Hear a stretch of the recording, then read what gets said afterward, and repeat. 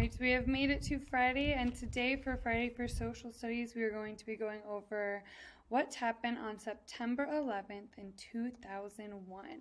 So this picture is going to talk about what happened. It is the Twin Towers. So on Tuesday morning of September 11th, 2001, at 8:45 a.m., the United States suffered a terrorist attack when an American Airlines Boeing 767 crashed into the North Tower of the World Trade Center in New York City. So here is the tower right here. So the pictures are just going to kind of show what we're talking about. The events of September 11th are a very sensitive subject, but very important in American history and never to be forgotten. 4 commercial airplanes were hijacked. Hijacked means taken over. So here's what a commercial airplane would look like. American Airlines Flight 11 crashed into Tower 1, the North Tower, of the World Trade Center at 8:50 a.m. United Airlines 175 then crashed into Tower 2 at 9:04 a.m. All right, here's another view. Here are the 2 towers in New York City. American Airlines Flight 77 crashed into the Pentagon, and United States Airlines Flight 93 crashed into a field near Shanksville, Pennsylvania. It is believed that the 4th jet was supposed to target the United States Capitol building in Washington, D.C., which is right here. Instead, the plane crashed in a field in Pennsylvania as passengers on the flight fought against the hijackers to regain control of the plane.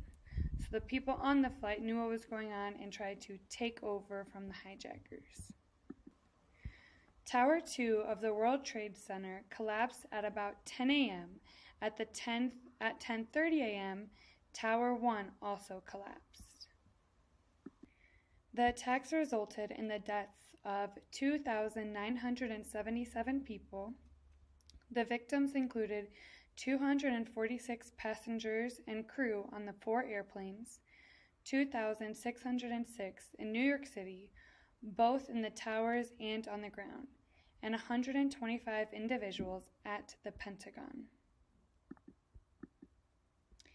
In 2004, Osama bin Laden, the leader of al-Qaeda, claimed responsibility for the attacks. And this is him right here.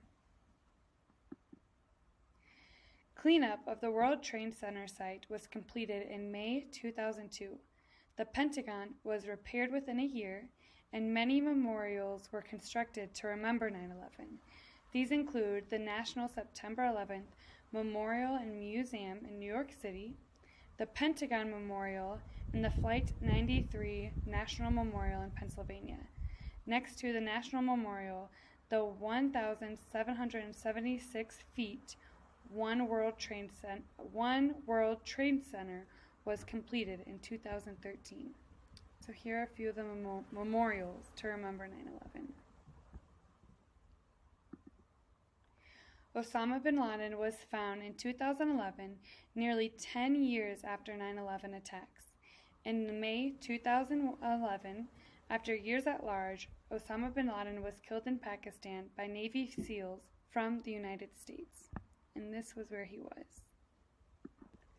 Of the nearly 3,000 people killed, 343 were New York City firefighters and paramedics. 23 New York City police officers also died, along with 37 Port Authority officers who struggled to complete a building evacuation to rescue office workers in the higher floors.